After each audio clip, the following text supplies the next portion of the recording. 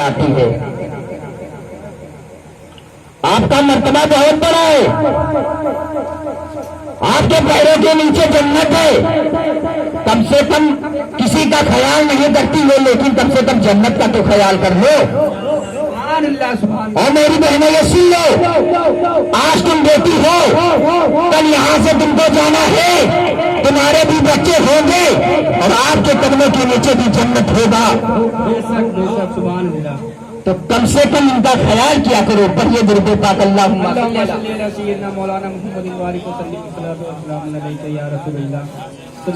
मौलाना मोहम्मद सलातो सलाम अलैहि या रसूलल्लाह सल्लल्लाहु तआला अलैहि वसल्लम। और एक बात, बार बार यहाँ उलमाए कराम आते हैं और बार बार यही कहते हैं, अरे चाचा आपको कह दिए, आपको भी बताते हैं नमाज पढ़ा करो। आप लोग नमाज पढ़ते हो? नहीं पढ़ते हो। मेरे सरकार जब इस दुनिया में तशरीफ लाए थे तो सजदे के हालत में आए थे। आप और हम सजदा करते हैं तो सजदे में सुभान रब्बियल आला करते थे। सरकारों जैसे पाक ने सजदा किया तो सजदे में सुभान रब्बियल आला पढ़ा। ख्वाजा गरीब नवाज ने सजदा किया तो सजदे में सुभान रब्बियल आला पढ़ा। आला हजरत ने सजदा किया तो सजदे में सुभान रब्बियल आला पढ़ा। ललिया ने सजदा किया तो सजदे में सुभान रब्बियल आला पढ़ा। हुजूर काजी शरिया ने सजदा किया तो सजदे में सुभान रब्बियल आला पढ़ा। लेकिन मेरे नबी दुनिया में तशरीफ ला रहे हैं तो अल्लाह रब्बुल इज्जत की हम्द को नहीं बयान कर रहे हैं, बल्कि हम जैसे गुनहगार हिम्मती को याद कर रहे हैं। आज अल्लाह रब्बुल इज्जत मुझे और आपको पैदा कर दिया। किस लिए पैदा किया? इसलिए नहीं पैदा किया कि तुम कमाओ और घर बनाओ, बच्चों के लिए गाड़ियां खरीद दो, बच्चों के लिए घर बना दो, बच्चों के लिए हर चीज मुहैया कर दो। ये बताओ तब तुम इस दुनिया से जाओगे? क्या तुम्हारे बच्चे तुम्हारे साथ जाएंगे? क्या तुम्हारे साथ ये घर जाएगा? तुम्हारे साथ कोई चीज जाने वाला नहीं है। और दुनिया में अगर तुम आए हो, अगर यहाँ नमाज पढ़ रहे हो, रोजा रख रहे हो, अल्लाह ने अगर तुम्हें इस किताब दिया है, अगर तुम ज़कात निकाल रहे हो और हज कर रहे हो, यही सारी चीजें तुम्हारे कब्र में काम आएंगी। ये बताओ, जब इंसान मर जाता है, लोग इसे नहलाते हैं, धुलाते हैं, आला से आला कफन देते हैं, इसे कब्रिस्तान में लेकर जाते हैं। कब्रिस्तान में लेकर गए, इसकी नमाज़े जनाजा हो गए, कब्रिस्तान लेकर पहुंच गए। उसके बाद उसको कब्र में रख दिया जाता है। उस इंसान से पूछो, क्या तुम्हारे साथ तुम्हारा घर गया? क्या तुम्हारे साथ तुम्हारा बेटा गया? ये बताओ, जो तुम बैंक बैलेंस किए थे, क्या रुपया तुम्हारे काम आया? यहाँ लोग लेकर जाएंगे, तुम्हारा बेटा भी तुम्हारे साथ होगा, तुम्हारा भाई भी तुम्हारे साथ होगा, सारे लोग वहाँ जाएंगे, रिश्तेदार भी साथ होंगे, वहाँ सारे लोग जाएंगे। उसके बाद कब्रिस्तान में पहुंचेंगे, आपको वहाँ दफन कर दिया जाएगा। लोग वहाँ से जैसे कि 40 कदम अपने 40 कदम आएंगे। उसके बाद मुनकर नकीर है जो जमीन को चीरते हुए आएंगे। बड़ी बड़ी बातें हैं, नीले नीले वाक़े हैं, सर से लेकर पांव तक उनके बाल है। फौरन जैसे पहुंचेंगे, मुर्दों को झुझाएंगे। कसम खुदा की मुसलमानों, तारीख गवाह है, उस वक्त जब इंसान अपनी कब्र में उठकर बैठेगा, फौरन मुनकर नकीर को देखकर फिर मर जाएगा। सुभान अल्लाह, सुभान अल्लाह।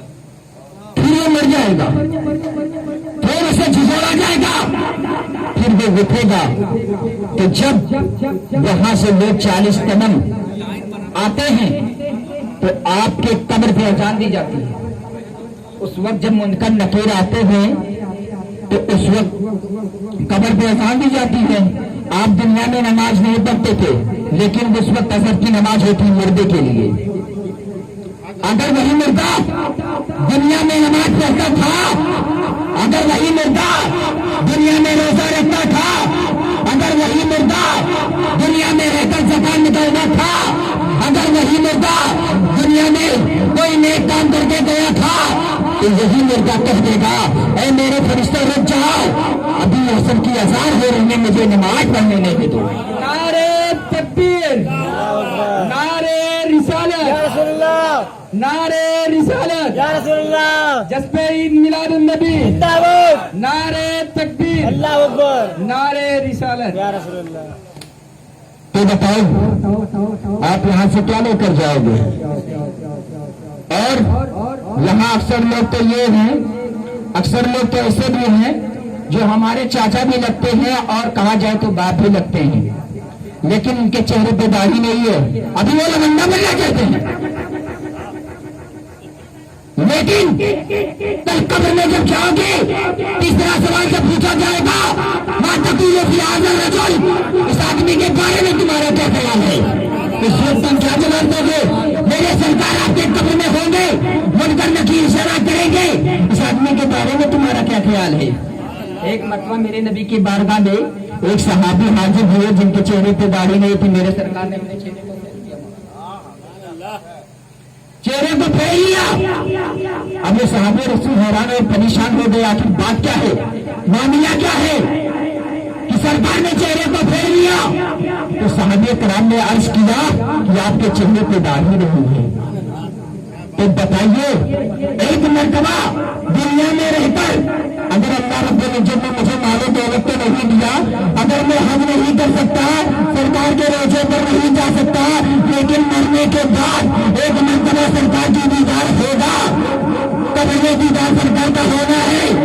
तो बताओ, जब हमारे चेहरे पे दाढ़ी नहीं है, मेरे सरकार अपने चेहरे पे फेर लेंगे तो उस वक्त भी आप महरूम हो जाएंगे। बाबा आप भी बैठे हो, मैं जिंदगी भर से यही देख रहा हूँ, आपकी दाढ़ी एक मुश्त नहीं हो रही है। चेहरे को जाओगे बनवाने, कहोगे भैया से बढ़िया से सेट कर दो ताकि कोई देखे तो ऐसा लगे मैं हीरो लग रहा हूँ। ये हीरोपंती काम नहीं आएगी। और एक बात, तुम्हारे घर में बच्चे पैदा होते हैं, बच्चियां पैदा होती हैं, इतने बड़े बड़े बच्चे हैं, इतनी बड़ी बड़ी बच्चियां हैं, लेकिन किसी को भी चार कुल नहीं आता है। अब ये बताओ, इन्हें तुम पढ़ाओ तब भी गुनाह, ना पढ़ाओ तब भी जुर्म। अब इन्हें तुम पढ़ा रहे हो, वे पढ़ने जा रही है, लेकिन इन्हें चार कुल नहीं आता है। कहेंगी मौलाना साहब मैं कुरान शरीफ को खत्म कर ली। अरे मैं पूछना चाहता हूँ, ये बताओ महीने में कितना दिन तुम कुरान शरीफ पढ़ लेती हो? इनके हाथ में सिर्फ मोबाइल है, कुरान शरीफ अलमारी में रखा रहेगा। मैं कहता हूं मोबाइल को रख दो। अगर अपनी जिंदगी को तुम संवारना चाहती हो तो मोबाइल की जगह कुरान शरीफ उठा के पढ़ लिया करो। उर्दू की कोई किताबें पढ़ लिया करो, तो चार हदीस तुम्हें याद हो जाएगी। अगर तुम्हारी माँ नहीं पढ़ी है तो कम से कम तुम तो पढ़ लो। अपनी माँ को तो ये बता दोगी कि अम्मी फजर में 4 रकात थे, मगरिब में 7 रकात थे, जोहर में 12 रकात थे, यसा में 17 रकात थे। लेकिन बेटियों की क्या गलती है, माओ की गलती होती है। इनकी बेटी अगर घर से निकल जाए, 1 घंटा के बाद लौट कर आए, तो ये माँ पूछने नहीं जाती कि बेटी तू कहाँ गई थी। माँ बाप अगर बेटी और बेटा पैदा किए हैं तो जिम्मेदारी माँ और बाप की बनती है। ये बेटी मैदानी नशे में नहीं पकड़ी जाएंगी।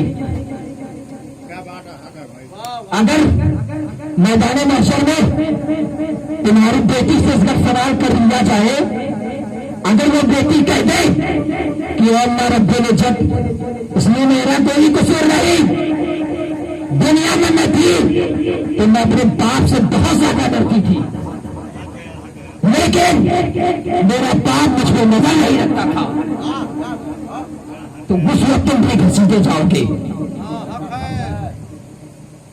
और उसके बाद अगर वो बेटी कह दी या वो बहन कह दी कि मौला मेरे बाप की बात मेरे घर में ज्यादातर मेरे भाई का चलता था, लेकिन मेरा भाई भी नहीं बोला, मेरा भाई भी नहीं समझाया, तो भाई को भी घर से किया जाएगा।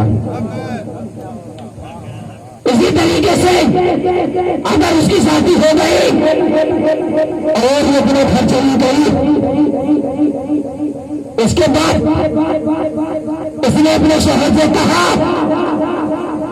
कि ये शोहर, मुझे मार्केट जाना है, मुझे कपड़ा लेना है, मुझे बड़ा चीज खरीदना है। अगर शोहर ने ये कह दिया लो पैसा ले लो और मार्केट चली जाओ,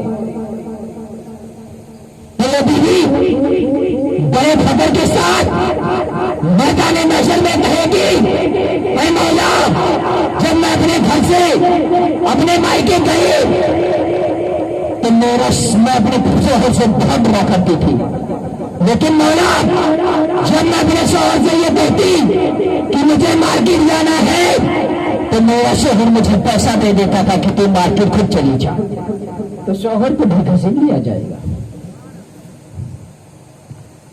बताओ, अब वही बेटी एक दिन हामिला हुई, उसके सिगम से कोई औलाद पैदा हुआ,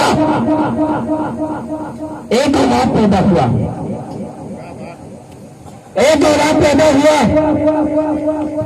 उसके बाद कुछ दिन गुजरा, माँ का कैरेक्टर खराब हो, माँ का कैरेक्टर खराब हो। उसके बाद अब बताओ, मैदान महशर में जब अल्लाह रब्बुल इज्जत उससे पूछ लेगा तो वो कहेगी, मौला शोहर के पास अगर मैं किसी से डरती थी तो वो मेरा बेटा था, मेरा बेटा था, इस बेटे को भी बख्श दिया जाएगा। बताओ, एक औरत 4 लोगों को जहन्नम में लेकर चली गई, लेकिन कसम खुदा की मुसलमानों, अगर वही औरत चाहे तो उन 4 लोगों को जहन्नम से जन्नत में लेकर चली जाएगी। तो फिर ये बात हो गई। मैंने पुराने मुकद्दसा की तिलावत का शरफ हासिल किया था, वमा अरसलनाका इल्ला रहमतल लिल आलमीन, यानी महबूब मैंने आपको सारे जहां के लिए रहमतुल लिल आलमीन बना कर भेजा। अब यही अल्लाह के रसूल हम जैसे गुनहगार उम्मतियों के लिए रहमत बनकर तशरीफ लाए, और जब आप इस दुनिया में तशरीफ लाए तो किसे याद किया? हम जैसे गुनहगार उम्मतियों को याद किया। कसम खुदा की मुसलमानों, मैदान महशर में न जाने कितने लोग होंगे। मैदान महशर कायम होगा, नफ्सी नफ्सी का आलम होगा। मशहूर साहब रसूल हजरत अनस मशहूर साहब रसूल अल्लाह रब्बुल इज्जत की बारगाह में अर्ज करते हैं, या रसूलुल्लाह, मैदान महशर कायम होगा, नफ्सी नफ्सी का आलम होगा और वहां अरबों से ज्यादा लोग होंगे। या रसूलुल्लाह, मैं आपको तराशूंगा कहा, मैं आपको ढूंढूंगा कहा। अल्लाह के प्यारे रसूल इरशाद फरमाते हैं, ऐ मेरे सहाबी रसूल, अगर तुम मुझे तलाशी करना चाहते हो, अगर तुम मैदान महशर में मुझे भेजना चाहते हो, तो मैदान महशर में मुझे मेज़ान के पास तलाश कर लेगा। सहाबे रसूल ने अर्ज किया, या रसूलल्लाह, आप वहां क्या कर रहे होंगे?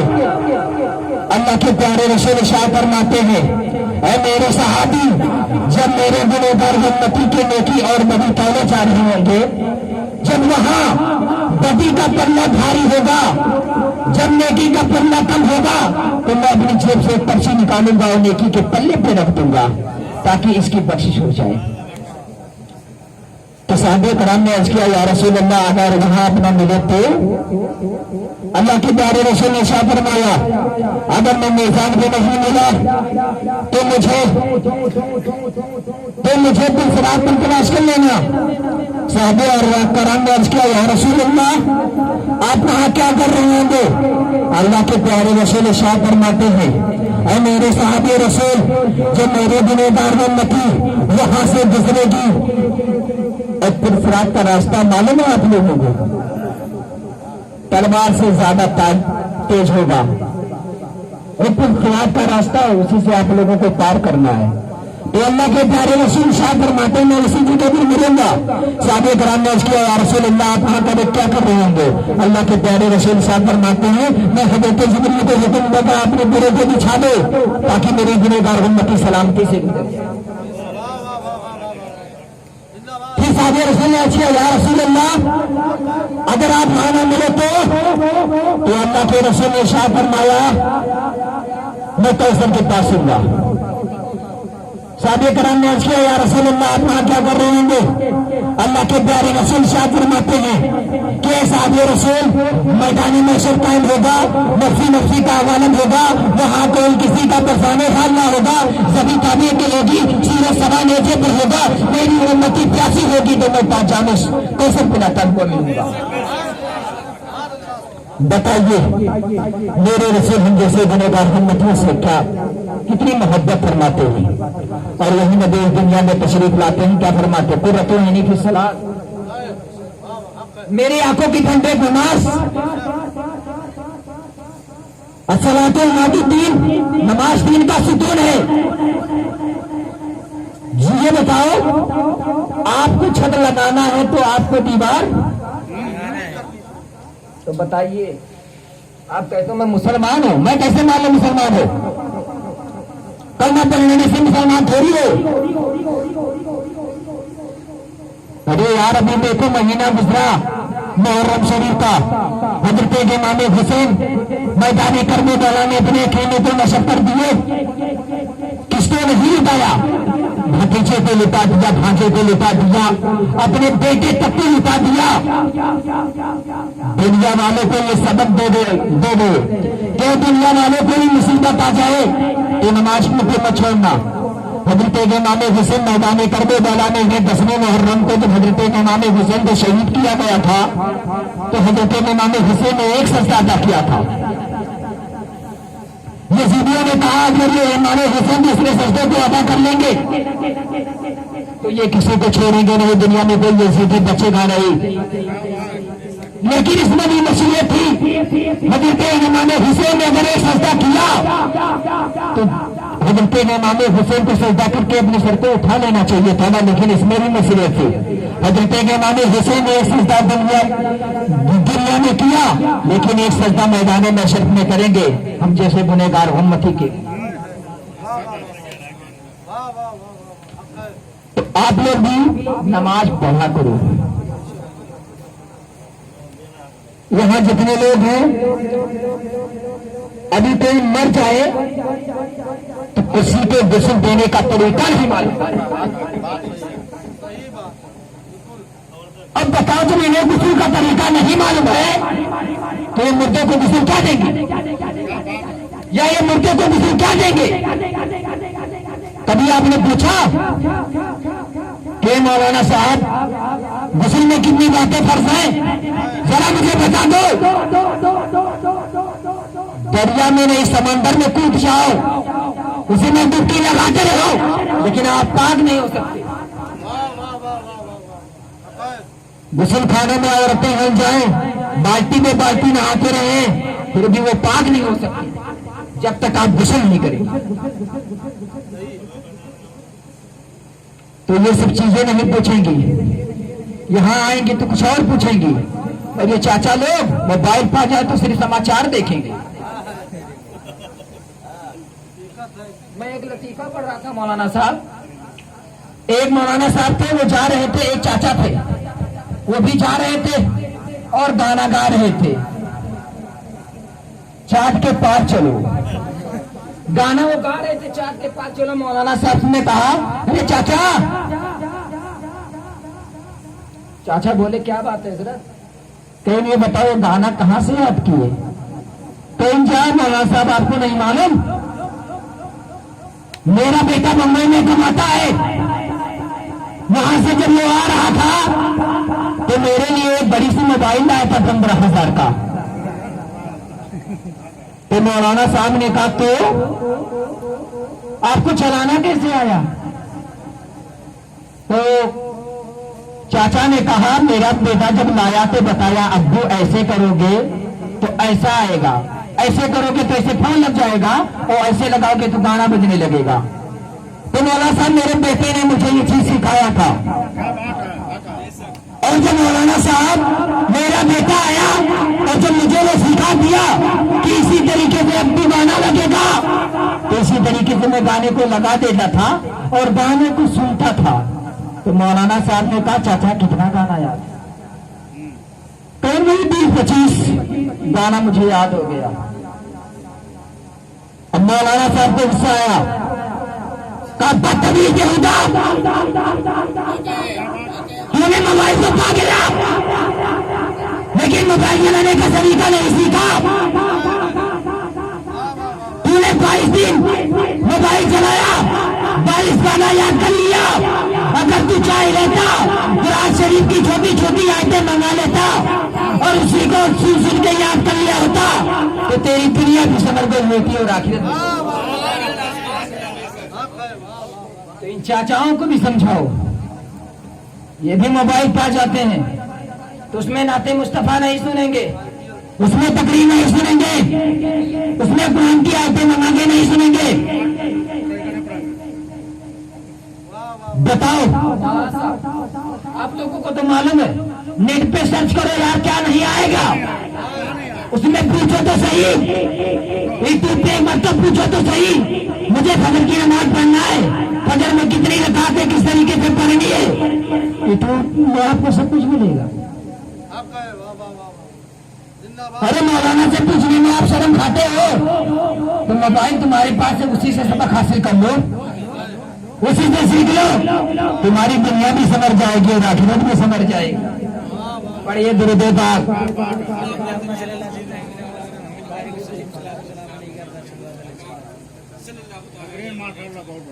अब खड़े होकर सलाम पढ़ ले।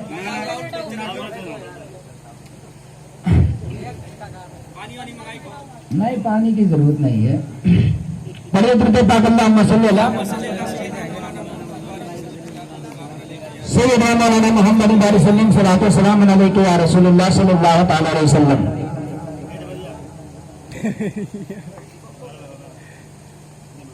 अगर